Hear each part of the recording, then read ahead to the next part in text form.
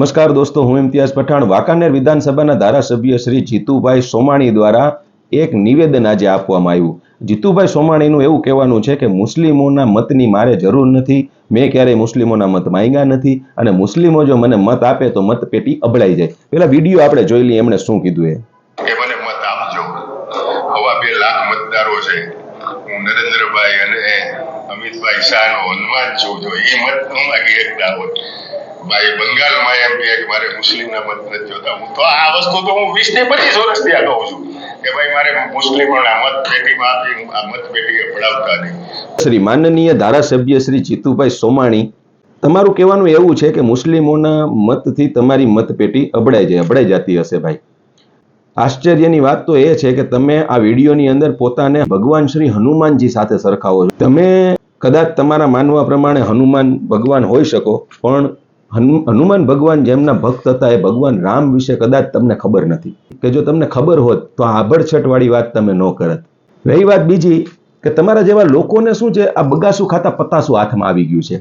આ હિન્દુ અને મુસ્લિમની રાજનીતિ જે ચાલી ને થોડા વર્ષો પહેલા અને જે ચાલતી આવી, લોકોને તમે મૂર્ખ બનાવ્યા ને લોકો મૂર્ખ બનતા આવ્યા।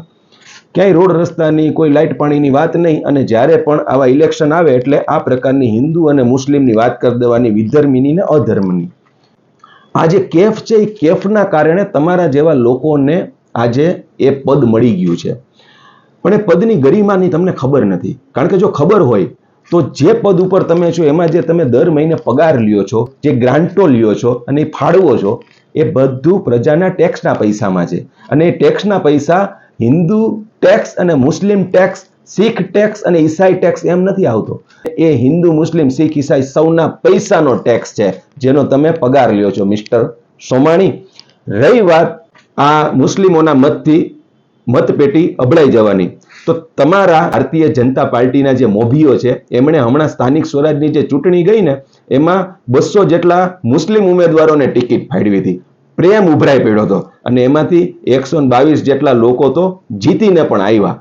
એ ભારતીય જનતા પાર્ટીમાં છે, અને તમારી પાર્ટી મુસ્લિમોને રીઝવવા માટે હમણાં જે ઈદ ગઈ ને એમાં સોગાતે મોદી લઈને આવી હતી અને મુસ્લિમોના ઘરે મીઠાઈઓ વેચતી હતી। આ પણ તમને જ ખબર હશે, અને એ તમારા મોવડી મંડળના જે મિત્રો છે એમને જરા પૂછજો, કારણ કે એમને મુસ્લિમો પ્રત્યેનો પ્રેમ ઉભરાય છે, ટિકિટો ફાળવે છે, અને તમારા જેવા જે છે એમને આ પ્રકારનું વિધર્મી ને અધર્મીનું ગાજર પકડાવી દે છે, અને તમે બોલો પણ છો।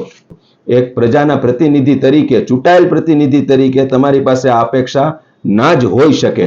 બોલતા અમને પણ ઘણું બધું આવડે છે, કાનના કીડા ખરી જાય એવું આવડે છે, પણ સંસ્કાર પણ કોઈ માયના રાખે છે, અને એ સંસ્કાર અમારી અંદર છે।